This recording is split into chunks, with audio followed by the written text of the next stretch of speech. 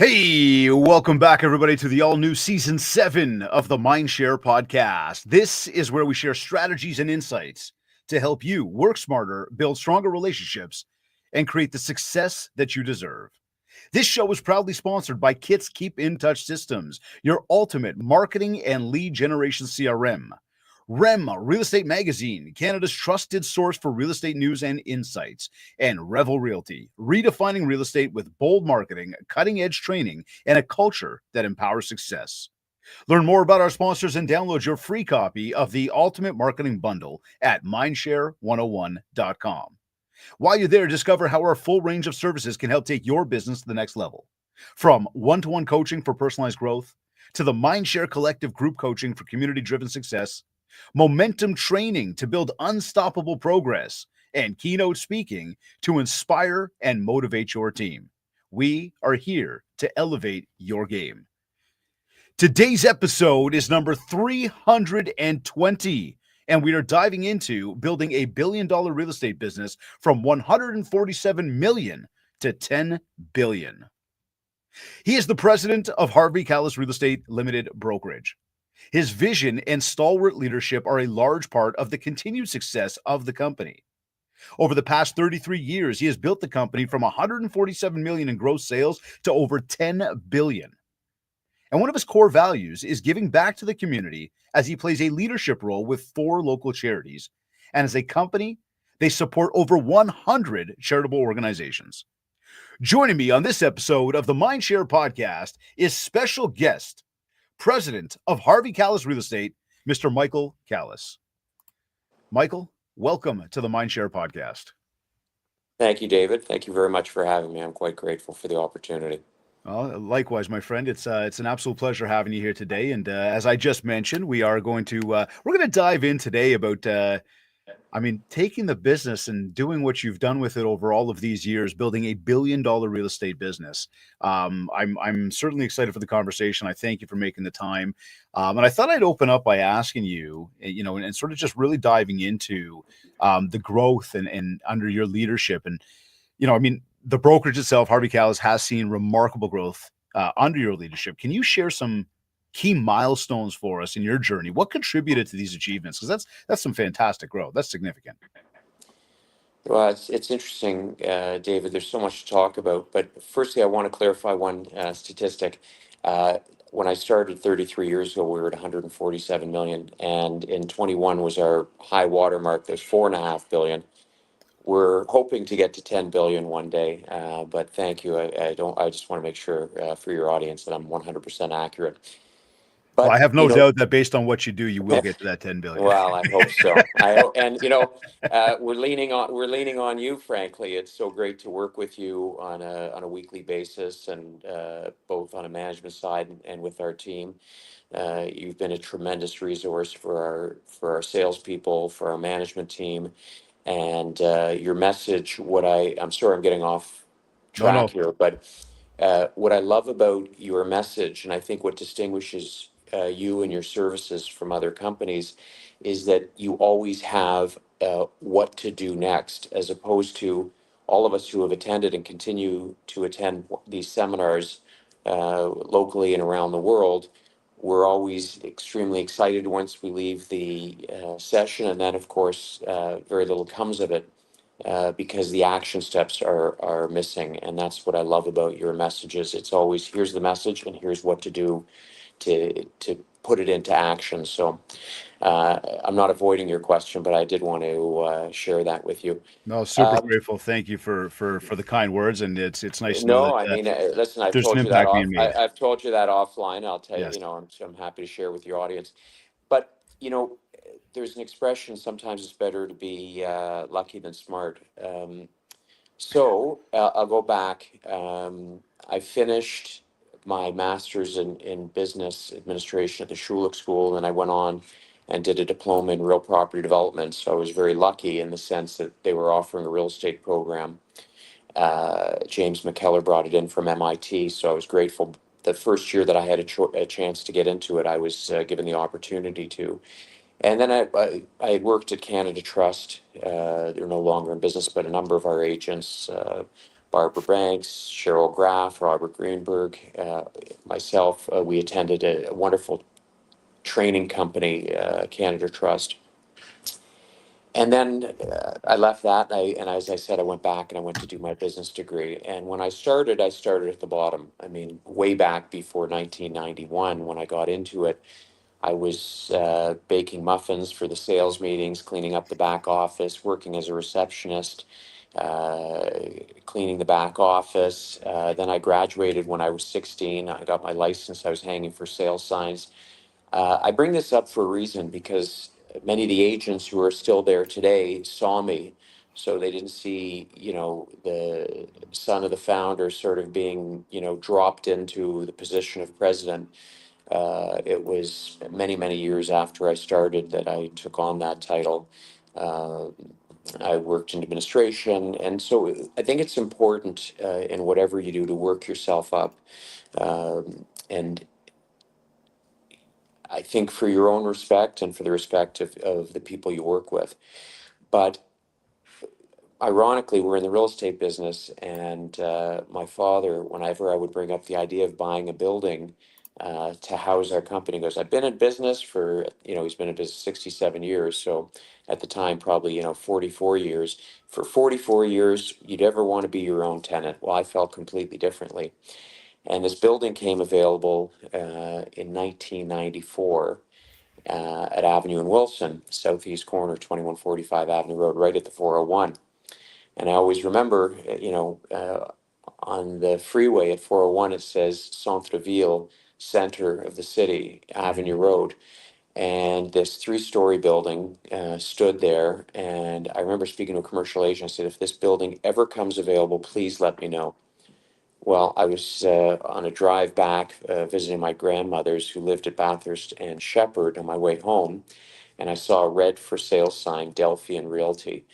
And I sat in the lobby for 4 hours until the agent could meet me, and I was so gung ho on it. And my dad said, "Absolutely no way." And my dad and I have a very wonderful relationship in the sense that if I say A and he says B, we go with B, and that's the respect. So and that's, I think, part of the reason why we've been able to maintain such a wonderful relationship.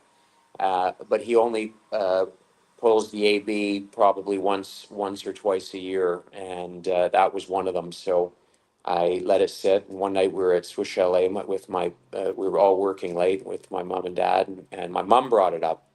And my mom is able to, bring her own. She's been in the business since I was 5, so 52 years. And she was able to exert some influence, and it came back on the table. So in March of '95, we moved into the building. And at the time, it was, still a very rough time in the market. And I remember saying to my dad, like, it's like the equivalent of playing in no man's land in tennis. We either going to get really small or we've got to get really big, but staying where we are and continuing to lose money as we had been from 1991 to 95 included, it was just unsustainable. So we bought the building, and when everyone was pulling back, here we are investing in real estate, investing in technology, investing in our agents, investing in marketing. And top agents from other companies saw what we were doing and came to us, and it was the biggest growth period we've ever had. And our sales, continued to go up. And I remember saying, "Geez, I hope one day we could get to 400 million. One day we can get to 800 million. The ultimate dream of getting to a billion." And then, of course, in 21, as I said, we got to 4.5 billion. So it's a lot of moving pieces. But I'll talk about my management team and the sales team and the marketing team and the administration team. But I hope that gives us sort of a partial answer to your question. Oh no, it certainly does, and some great substance to it. And it's actually, I got to say, for myself personally, very intriguing to hear the story about how that building came about. Because I can tell you that first I understand the AB relationship with dad. It's exactly the way my father and I play. It seems to always be B. But we work to try to massage that other directions. But I know for myself that building, in my mind is very iconic. because I know as I would go down to the baseball game, to the Jays game with my father all the time, we'd get off at Avenue Road and sort of go down that way, and we'd always pass by your office. And I found that to be something, just very special. Um, you still there with us, Michael? I can see we got.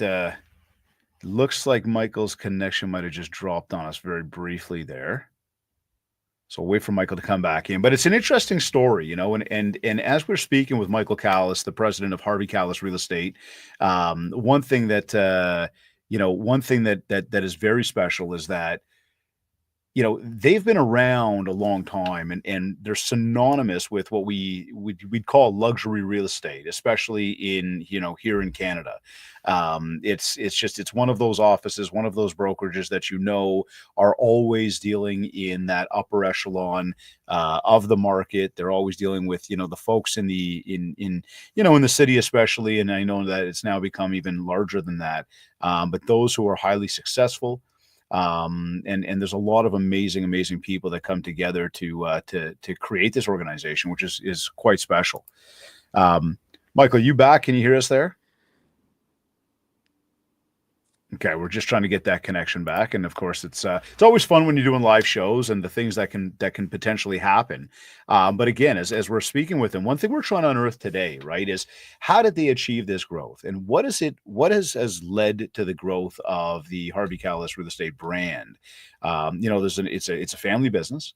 There's obviously, as Michael has already started to state, with the dynamics between A and B, and his thoughts and his ideas. And it's interesting because if you come back and look backwards in time with even Kits Keep in Touch Systems, which is originally where I began my journey in the real estate space. My father and I started that. Worked together for many years, and over that time had a lot of collaboration and of course a lot of friction. And that's just part and parcel to working with somebody who's so close to you, working with obviously one of your elders. There's always going to be that dynamic there that's going to be quite different, differences of opinion, differences of thought, and ideas. And as technology moves forward as well, everybody, right? Like there's always that need to grasp onto. And I think that there's also an opportunity there to talk to the fact that with today's technology and everything that we have available to us, in terms of the tools, to recognize that this business always has been and always will be a people business. And so connecting with people and being able to communicate with people is of the utmost importance. And thinking to yourself that there's only 7 ways to communicate with people. And so when we've got a message, we want to ensure that we are figuring out, how can I leverage all 7 ways to communicate? So if I'm going to look down and say, okay, in person, what could I do in person to share this message with people? And so, by phone and text message and email and social media and direct mail and websites, all of these different channels are ways that we can communicate with people. And all of these channels are ways that we have to. So we've got the technology, we've got the roll up the sleeves, pick up the phone, or go and meet people. And these all lead to where success comes from. Michael, we've got you back, which is great. We were just talking about the dynamic of working in a family business, 2 the aspect of growth and what it truly takes, because I think there's a lot of folks out there that believe that growth is something that if you will it enough, that is enough. And I think that those of us that do get up and have built businesses and do realize what it takes, you certainly need a lot of will. You also, though, however, need a lot of hard work, discipline, dedication to the process, and there's going to be a lot of ups and downs from it all. And as I was saying to you, just as the technology cutout was, the building itself for me was very iconic. Driving down to the Jays game on a regular basis. So it's anyhow. No, it's interesting. I'll just pick up on something you spoke about in family business. Yeah. And I belong to family business forums, and I speak to many people who are in family businesses. And one of the many challenges people don't see when they're in a family business is that you're in a situation where if you take a business, if you get into a family business and you make it more successful, then of course people are going to say, well, of course you made it more successful, you had a head start. Look at, and then of course if you take a business and God forbid, something goes sideways, whether it's your fault or not, they say, look at that, look at how they squandered the opportunity. So it's a very challenging dynamic to be in. But I will say, you know, what we were talking about with your dad, I know Mhm. is in a real estate related company and kits. Um, but with my father and I will say that I'm very, very fortunate because we've worked together full time for 33 years. And I'm most proud about this. We have never had a single harsh word between us. We've never Wow. gone a day where we're not talking to each other. Neither of us have ever raised our voices to one another. He was the best man at my wedding. Um, uh, we we've traveled the world together, the two of us, all across Eastern Canada, Western Canada. Uh, we've been, you know, just so many father-son trips that I'm so grateful for. And we do talk a lot about business. I will acknowledge that, but we've never had a harsh word, and I'm really proud about that. And I think that's important because for those of you who are in family businesses, you have to, it's a simple decision. You have to make a decision. What's most important? Is it your relationship, your personal relationship, father, son, or is it the business relationship? And that decision has to be made and has to be crystal clear. I think that's very special, the dynamic the two of you have together. I I unfortunately cannot say the same about my father and I. Although since I started, and just as we're being incredibly transparent, since I began MindShare 101 and really formulated the company, what seems like, 15 years ago, or sometimes, yesterday, was probably about 6 or 7 years ago now. That did give us the space that we needed to be able to continue to grow both, the kits business that I was doing with him, as well as myself, building the Mindshare business.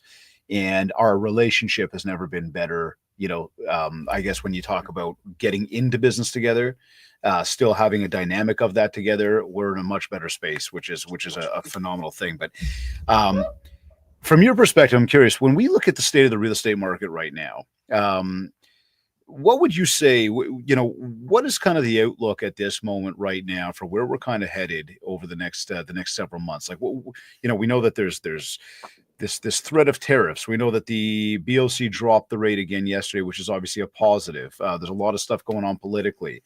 What's your take on sort of where we're at and maybe where we're going?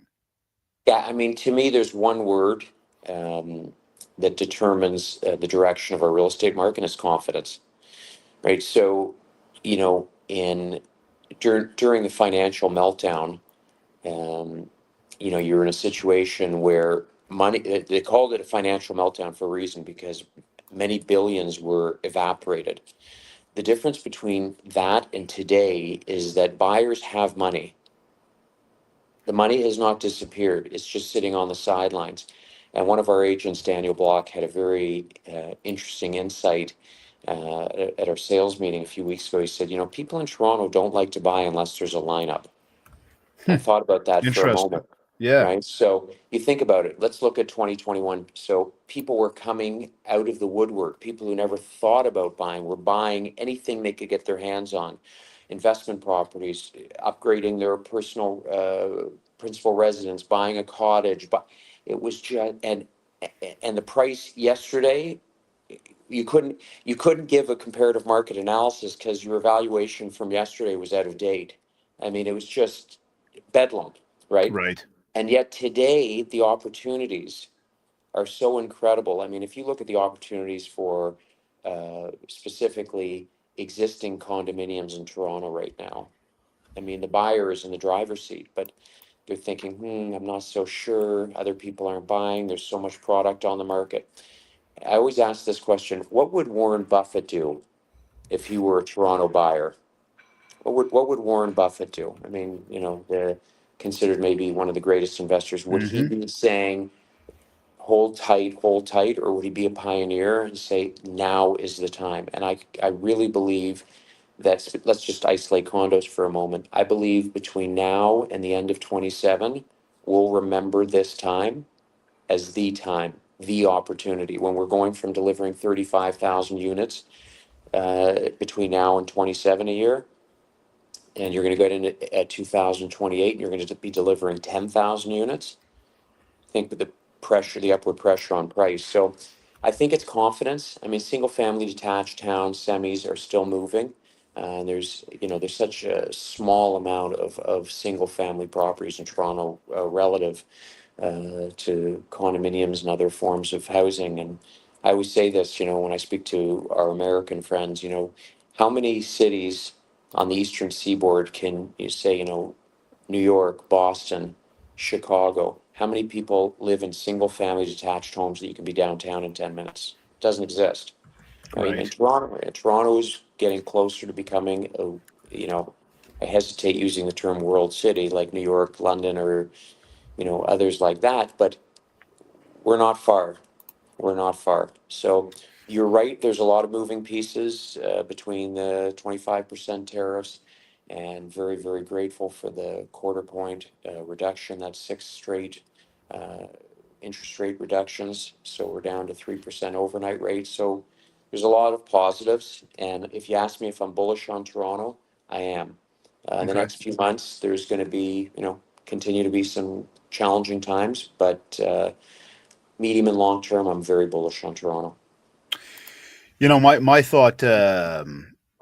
My thought a few years ago, or as we walked into 2025, 2026, and just knowing the volume of mortgages that are going to be coming up for renewal based on some of the spending that happened in 2020 and 2021 at the height of our market. There's one side to say that there are going to be people that unfortunately cannot afford to continue to be in the home that they might be in, or continue to close on the condo that they might have purchased. And these are just realities of a market, any market. In saying that, though, that also presents some fantastic opportunity for both buyers as well as people in the real estate industry as realtors. That there's going to be opportunity coming, and I think that there's going to be some great things happening out there. So I could understand your sentiment about that and where it's headed. What would you say? One question that's been coming up, or one conversation that's been coming up often now, is that I've got buyers, and say 6, 8 months, 9 months, maybe 12 months ago, as people are, well, we're going to wait to see what happens with the rates. Now we've seen what's going on with the rates, and now we've moved into this next aspect of it, of some of the topics we just covered off, of some of the other things going on, maybe politically and economically. But we do have people that are again saying, I'm just going to wait to see what happens. Um, I mean, I guess what would be a response to that for any of your agents if they came and said, I've got these buyers, they continue to tell me they're waiting. What kind of advice would you provide to your agent, maybe, to and in bigger picture, how does that advice kind of parlay over to the actual buyer themselves? Yeah, well, we had our sales rally last week, and one of our agents on it. We had a panel of four of our agents. One of them, Errol Palipale, was being interviewed, and he had a great line. He sells multifamily residential, and he had a great line. He said, in 10 years, you're going to ask yourself one question: why didn't I buy it? Or thank God I bought it. Right. And Those are the only two options, though. right, you're at the end of the day, you're going to be grateful that you bought it. And I always like to use this statistic that if you drop a pin on any date in the last 64 years in the Toronto Real Estate Board, and you held the asset for 7 years, you made money. So people are making a big deal over the fact that since February of 22, prices have come down 15%. But no one wants to acknowledge the fact that prices are still up 38% since February of 19, right? So they're 38% up, including the drop of Right. 15%. So things are, right now we're in a slower time. There, you must acknowledge the fact that yes, we are in a slower time, no doubt.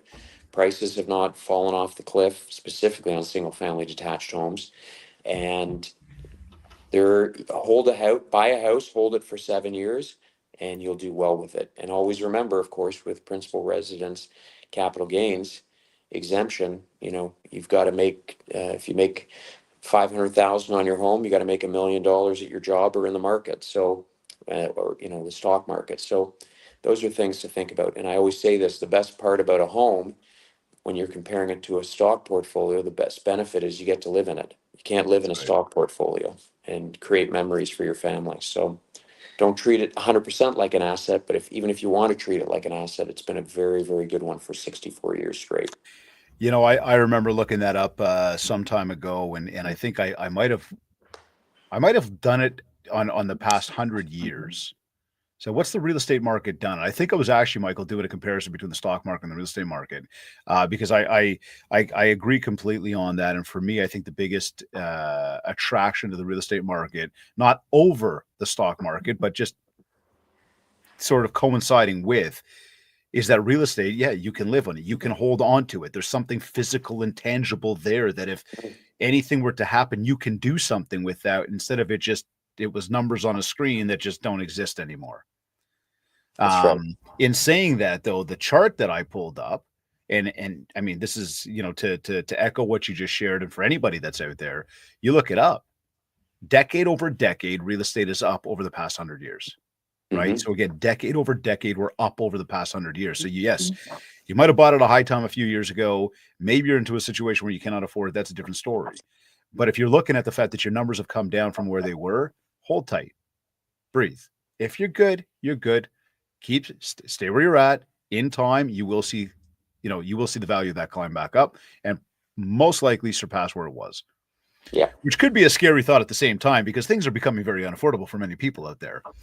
But we don't have all sorts of control over that. Now, you've overseen obviously the growth of a high performing brokerage, high performing individuals, high performing teams. How do you empower agents to achieve their best and maintain your company's leadership position in the real estate market, especially a competitive market like Toronto? Yeah, I mean, it's we have this call that we do every Thursday. Our vice president of sales management runs it, Susan Kruger. It's called Open Mic, and it's incredible. Today we did it on determination, and one of the agents was just. You gotta love technology. I said this the other day. I was Michael just cut out again. He'll be back. I'm confident of that. But the other day I was on stage at an event, and being at that event, just as I was about to take the stage, the folks that were running the AV and running the screens went to click something and the wrong screens went up. And it was just a matter of the settings for the screens all over the place. It was probably about 400 people in the audience. And, literally I'm about to take the stage and there's this video that plays at the top of my presentation as I'm sort of walking up, and, the video is playing, but it's not showing on the screen. So they stopped at mid video and they hold on, let's bumble around about it.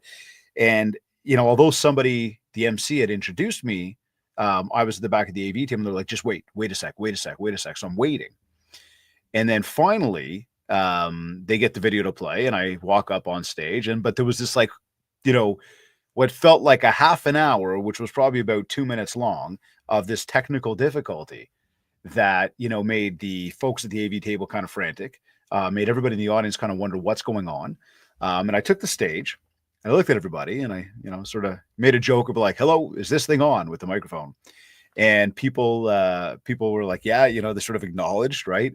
And I said, for everybody who's ever scared of getting on video, of talking to people, of, doing anything to put themselves out there where there could potentially be a problem, because again, we've got this idea that things should always be perfect, but there's no such thing as perfection. Instead, perfection is the process towards working towards something. And so when we look at it, we're always trying to achieve perfection, but you can't control the uncontrollables. And especially when it comes to technology, you cannot control it.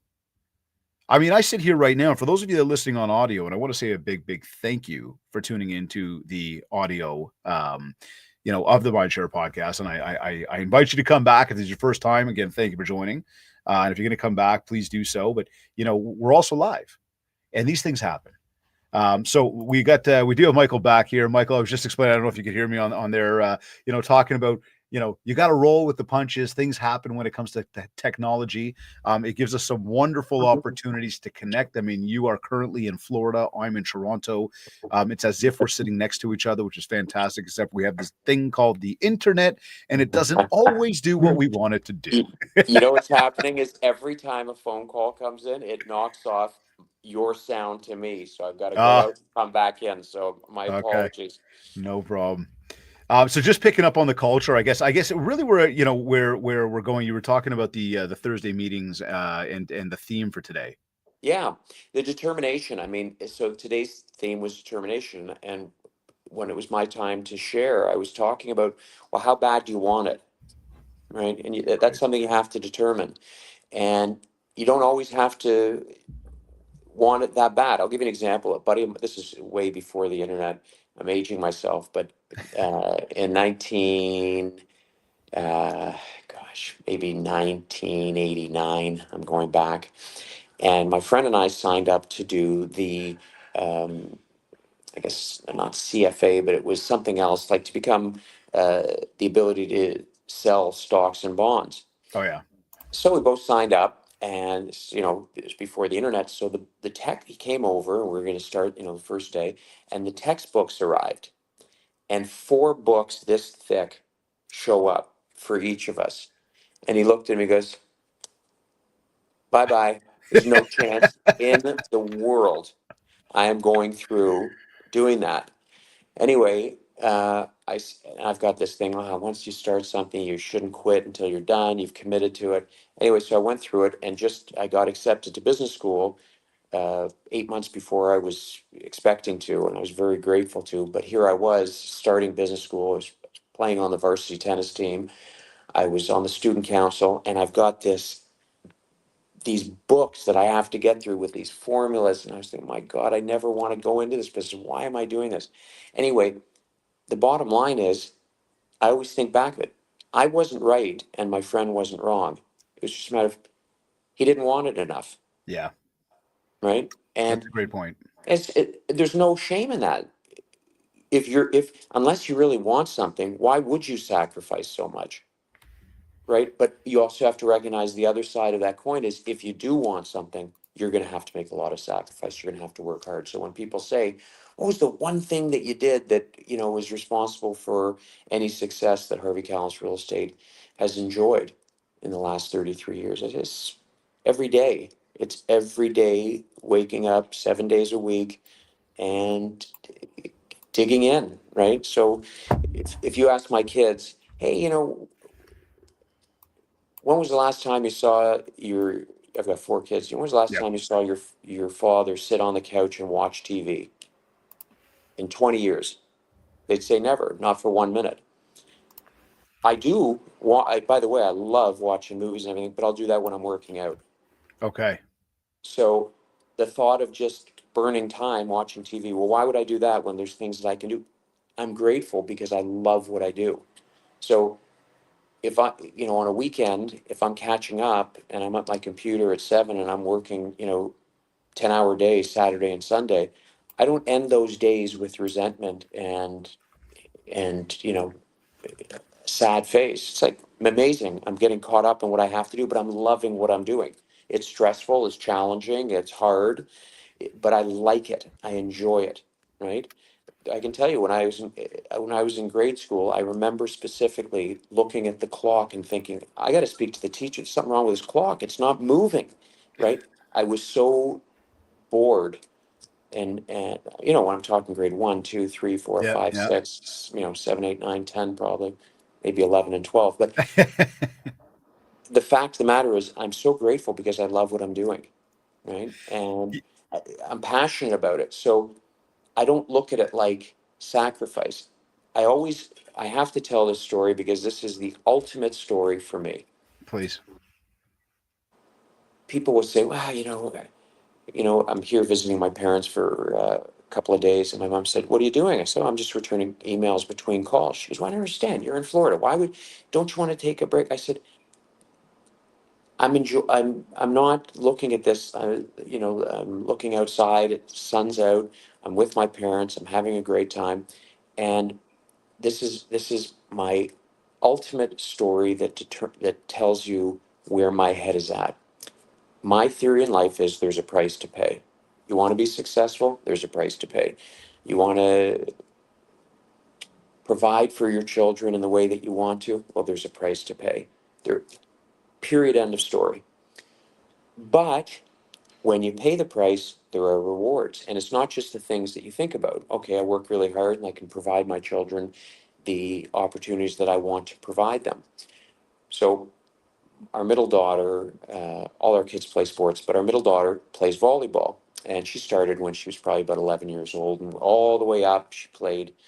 My family always ribs me because I always somehow find a way to talk about my kids' sports successes, but I'll see if I can do this casually. But she ended up playing for Canada in the Maccabi Games Wow. twice in the junior and the Open. They won a bronze medal in the juniors. Congrats. Anyway, so this was her trajectory in volleyball. Played it from a very young age. Continues. She's made the team for next year.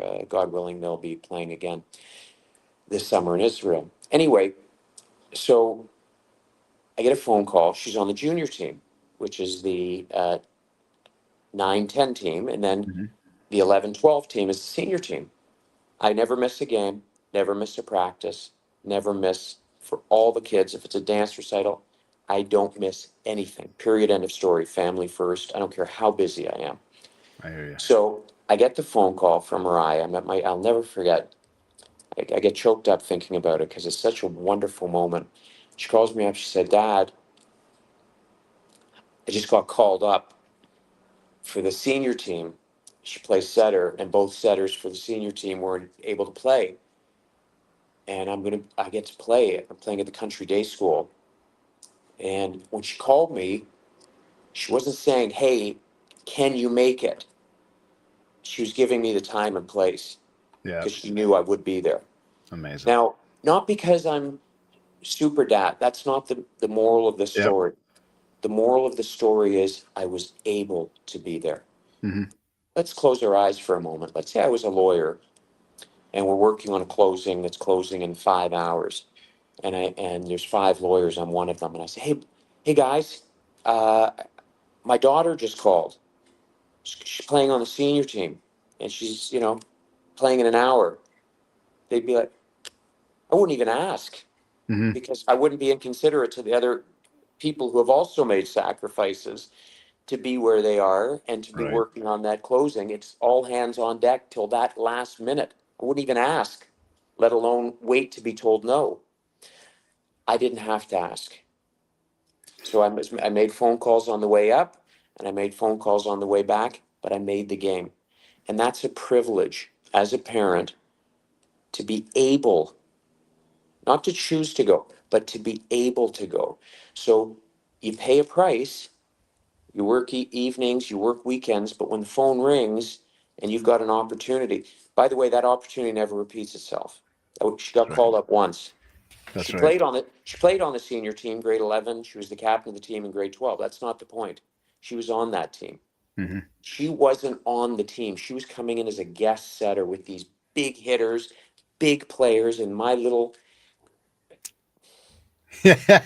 It's beautiful, Michael. yeah. It's So beautiful, man. It's I love the message. I didn't see the answer going that way, but I do love it. And it's interesting because I was going to say, when we talk about what's that one thing, you've answered that question. It's not about just one thing, no, or the mindset of a top performing, person in business. If you're a lawyer, a realtor, a business owner, what are these specific skills and habits? And everything you're sharing is bang on. It's right thank you. there, and it's amazing because people will tune into shows like this, read books, study others, and look for that one thing. And I think we can all, uh, dare I say, use the word, we're guilty of it, but I wouldn't say guilty. I think the you're looking for it. You're inquisitive. You're trying to find answers, and the more that you study, and the more you understand, you realize it's not about just one thing.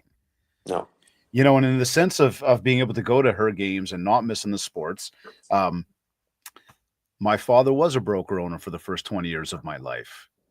And as well as we did, he did raise us, and I don't have rags to riches stories. We didn't come from rags.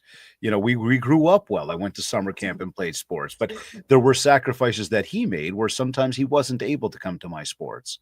Now you fast forward as me being a father and Joshua playing, a high level of hockey. Joshua playing in the CPBL, the Canadian Premier Baseball League, which is the highest league you can play in at his age right now. And Leah, my 11-year-old daughter, who has just taken a passion for volleyball. It is quite amazing to want to be there. She had a tournament at school the other day. I went to the tournament. In between meetings, I'd pop in, I'd watch the 20-minute game, I'd pop back out to the car, or run somewhere, and I'd run back over. And it was a hectic day, but it was a beautiful day. And at the end of the day, she was actually crying. Well, what are you crying for? She goes, I had so much fun. And she just wanted to do more. And I got to tell you, I got to be there while she had Yeah. that fun. Yeah. Isn't that what it's all about?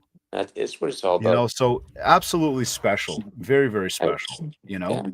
And that's the message for parents, right?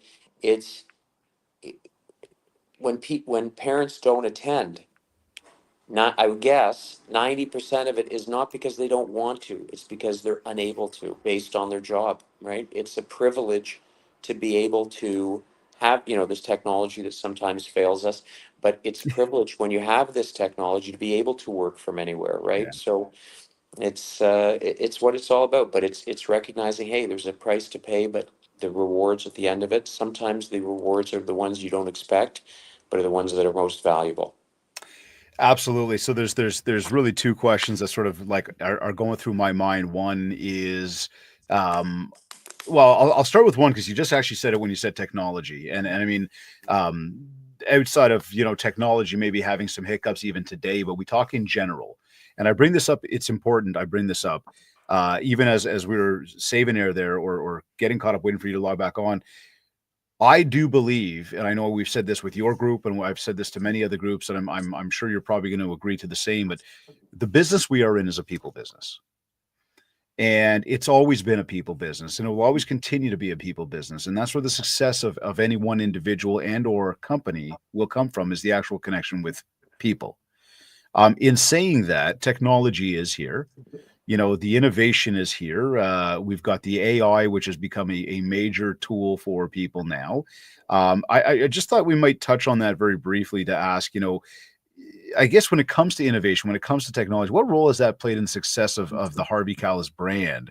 And is it a main driver or more of a support mechanism? What would you advise to anybody out there that's in the industry about it? That's It's a great question, David. I mean, I've got such strong feelings about this. We've always felt that it's critical to be on the cutting edge of all technology. Hmm. Period. End of story. Whether it's, this new program that our Vice President Jeremy Finkelstein just came up with, that we're so proud about, and it's all this proprietary information, so the agents, they don't have to create their own social media. We have, 100 posts that they can post any day, uh, up to date information, automatic newsletters for our agents. So we call it the Magic 28. So 12 times a year, they give their database to our assistant head of marketing, and she sends out customized from the agent, from their email. A newsletter with the most up-to-date Treb statistics, a day, within hours of the stats being released, newsletters are going to the entire database. This is what the agent could be sitting on a beach in Mexico, and then 12 times a year we have the builder blast, where we're sending out all the builder connections that we have and all the opportunities and the floor plans and the prices. That happens 12 times a year. 4 times a year, the clients are receiving uh, our Kalles Collections magazine, which is proprietary. We've been doing it for 25 years. And so you think about that for a moment. So the number one reason why clients don't work with the same agent, lack of communication. So here we've achieved with technology the ability that all of our agents' clients are being touched, communicated with 28 times a year, and they don't lift a finger. The one thing I've always said about technology, it has to have three things to the agents. It has to be free to the agents, it has to be efficient, and it has to work. And I'll add a fourth. Once it has to be set and forget. So if it means the agent has to be like, oh my God, every month I got to check my database, and this isn't working, and set and forget. So if those things are in place, it works. If you miss one, you're out. And it took me 33 years to learn it. I'm not a quick study, but those are the four elements. And so you talk about technology. That to me is, I think, brilliant because it's a way of communicating with your clients. I can't tell you how many of our agents tell stories. Like, I just got called because when a client receives, let's say, the builder blast, and there's a Mhm. a new condo project at Richmond and Adelaide, those two are parallel. University in Adelaide, as an example, and they press reply. The reply goes directly to our agent; it doesn't go to us. So they get a call and inquiring. Oh yeah, we're interested in that condo. Oh, which one? Well, this one here, University in Adelaide. They had no clue their client was looking for a place. Right. They had no clue that they don't know a thing about the project. They speak to our vice president of new home sales. He puts them in touch. He educates them. He sets up the meeting. Everything's done. But I love things that are technology where you can just set and forget it. There's nothing greater. But now here's the big, big but, Mhm. and it's huge. It can't replace communication that's in person. That's It right. just can't. I say this all the time, and I'm smiling because my agents are probably sick of me saying this. I always say, okay, hands up for anyone who sold a house to a client they've never met. And Hands up, yeah, exactly. Thank you. ha- hands up, hands up for the number of homes you've listed without meeting the seller. Zero. Hmm. So all this technology, and believe me, we are on the cutting edge of social media and all, and AI, and we're trying to stay ahead of everything that we possibly can because we believe it's important. We really do. But it can't replace communication that happens face to face. There are certain things that you get from each other in communication. I remember I took a course at Western in undergrad. They said that 90% of communication is nonverbal. So when you're meeting with someone face to face, the words are 10%.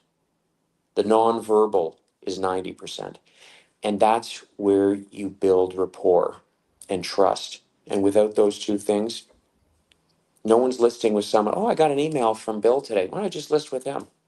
That's right. Right? So That's right. you have to be, it's a face-to-face, person-to-person business. It's relationships. I really believe that. So I speak highly about technology and I will continue to push forward on technology, but we will push just as hard for human interaction because I think it's crucial.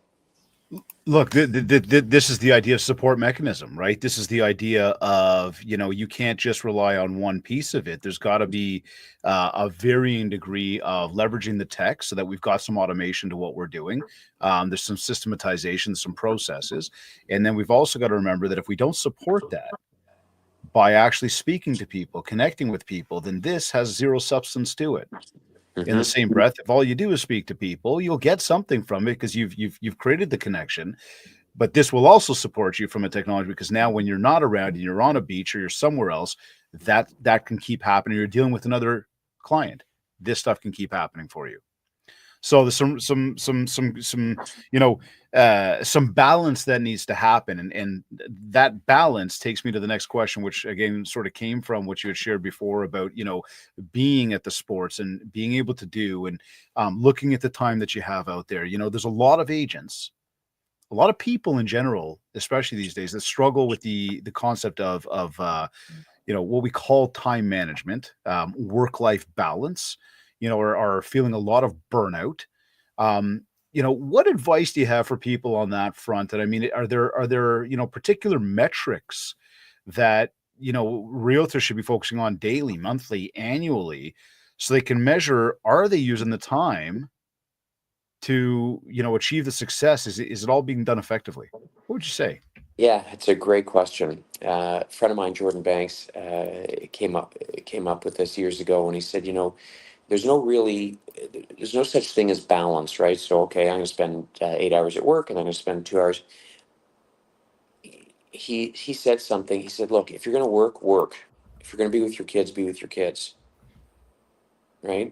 Hmm. So the way it comes from me, and by the way, I give this advice not to other people, I'm giving it to myself at the same time. Yep. It's just be present, right? If you're going to go to the office or you're going to be at home and you're going to work, put your head down and work. Don't spend 3 hours doing 1 hour of work. Do 1 hour of work in 1 hour. Put your head down. Don't get distracted. Don't do other things.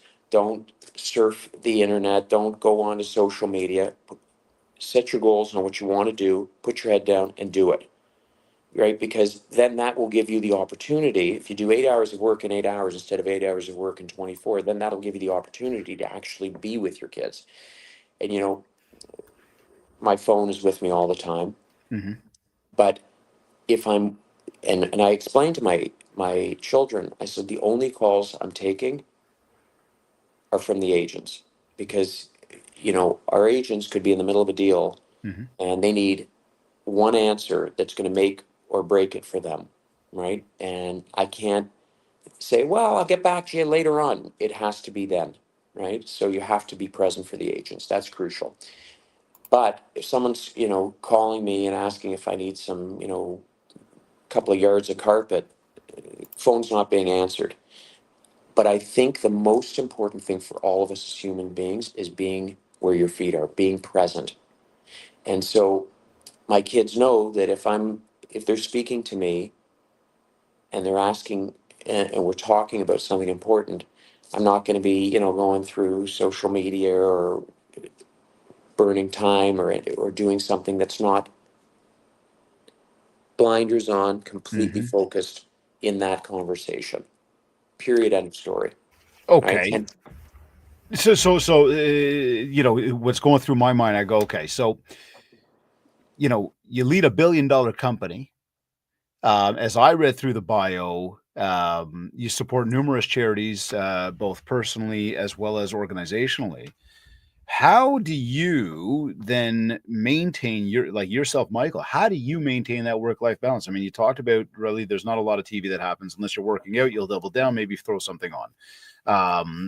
For me personally, I read a book and it's audible, so it's in my ear, but it's feeding the brain while I'm also doing the physical activity. Um, Work-life balance, though, it's a difficult thing to achieve. There's always more messages coming. There's always more people grabbing at your time, and of course, there's the most important being family.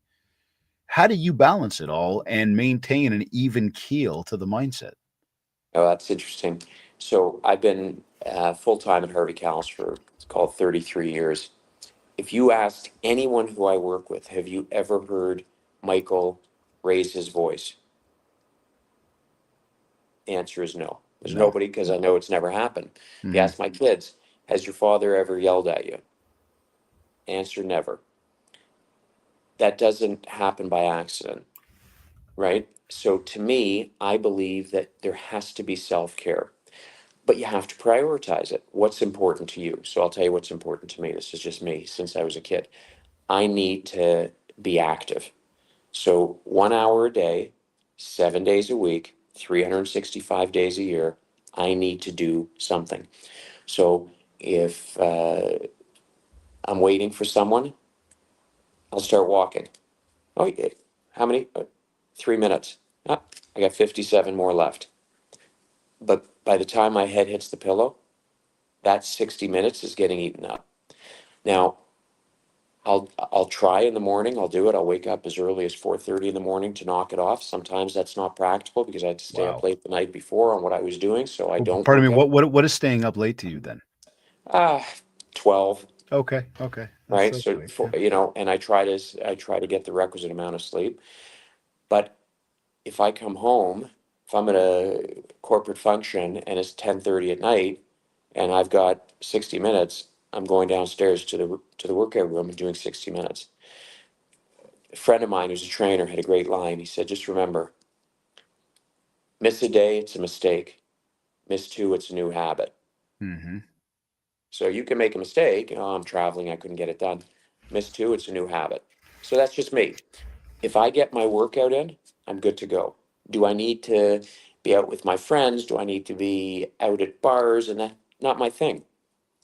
Working out, sports, and by the way, it could be anything. So if I'm lucky enough to get on a tennis court for an hour, done, There check it the is. box. Yeah. Go for a walk for an hour, check the box. If I do 30 and 30, check the box, but I need to do an hour. So that's my time. That's my balance. If I have that hour, I'm good to go. Good to go.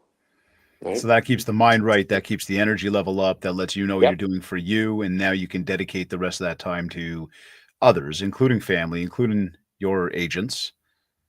That's And now right. there's the balance. And you know, you brought up philanthropy. You know, my uncle, my mom's brother, Uncle Albert, uh, he said, just remember, when you volunteer, when you donate money, check in on who feels good. Answer, you. When you volunteer, you could almost say you're doing it for personal reasons because you feel good, right? Eh, People keep saying, "Oh, I want to be happy. I want to be happy." Well, that's that's fleeting. That's right. Do do something, time and or money, for those less fortunate, and you're doing good work. You will feel good, and it's amazing how it's a direct drive, right? So, and especially when you're passionate about things, right? So for me, uh, I'm co-chairing with Dara Granovsky and Morris Perlis the Holocaust Survivors Fund. So, unbeknownst to many people, uh, there are many people who are Holocaust survivors who are living under the poverty line in Toronto. And so we have to, our goal is to raise 20 million in 10 years. And it's matched by the German government, the Claims Conference, UJA, Baycrest. These are, you know, three of my big sort of passions. And I give a lot of my time and financially, and it is one of the most important things that you can do. I remember I was speaking to a very wise person, and he said, "Just remember, like he's someone who is effectively a volunteer, permanent volunteer for the community." He said, "Just remember, if you're able to make money, good. That's your skill. I've given my life to the community, so you make money. Give some of your money to me, and let me do good work in the community." Makes sense. It works. Everyone has different skill sets. Doesn't make mine more valuable than his. Actually, his is much more valuable than mine, right? And there's a lot fewer of him than me. So I think that's important. And also recognize, you know, if you think about it from a really high level, anything that we've achieved as a company over the last 67 years has come from the community. So wouldn't it make sense that we give back to the community that is responsible for any success that we've achieved over 67 years? I think it does. You know, it's amazing the words you're sharing about that right now. I've had folks that have asked that question: Why should I make the time? I don't have the time. Why should I do that? And I think you just described that very eloquently in saying this is why. So that leads me to another question of if you could define the legacy that you want to leave in this real estate industry, what would it be? How would you define it? Mm, that's such a good question. You know, my dad and I are very, very close. We talk all the time, and here together now. And I remember him saying to me, he goes, Mike, I'm worried about you. Firstly, when I came into the business, we were losing money for, 4 or 5 years. That was the first thing he was concerned about. But he said, look, there's no salary to pay you. There's no money here. So it's a sweat equity type of situation. But he said, I'm worried that you're too nice. I mean that. And I actually think that being nice is people think it's such a simple word, but I think being nice, and it's so simple, but that would be the legacy that I want to live, not just in the real estate community, but in the world community. Interesting. That's interesting. It's a nice answer. It really is, and it's almost so simple, yet there's so much depth to that. Yeah. Very interesting. So, okay, so let's go to the completely opposite end of the spectrum. And there's a brand new agent coming into the industry, coming into real estate. What advice would you give to them from Mm, day one or like day zero? yeah. First thing I always say is it's so interesting because when I came into the industry, there's 13,000 agents. Now, 33 years later, Wow. there's Yeah, close to 71,000. But I say that, but it's still a small community. this is true. So your reputation is everything. Our reputation as a company is everything, and you're carrying our name into the community. It's not ABC Realty, it's Harvey Kalles Real Estate, it's our family. And so I always tell people, if you do something good, everybody's going to hear about it. If you do something bad, unethical, immoral, whatever it might be, everyone's going to hear Yeah. about it. And you think, wow, if a 71,000 agents, it'll just happen in a vacuum. It won't. No, no, no. Everyone will hear about it. So, like my ethics teacher from undergrad by business ethics, he said, make all of your decisions with the understanding that if it was on the front page of the Globe and Mail, I know most people don't read the paper newspaper anymore, that you'd be proud of it. As long as you'd be proud with your face, your name, your picture, that story, then you're on the right track. So I tell agents, focus on your reputation first, because you can have a good year with a bad reputation, but you can't have a good long career with a bad reputation. Makes a lot of sense. I like that. Great words of advice. I think that goes deep as well for people. Um, so two final questions here for you. One of them is you've gone through your day.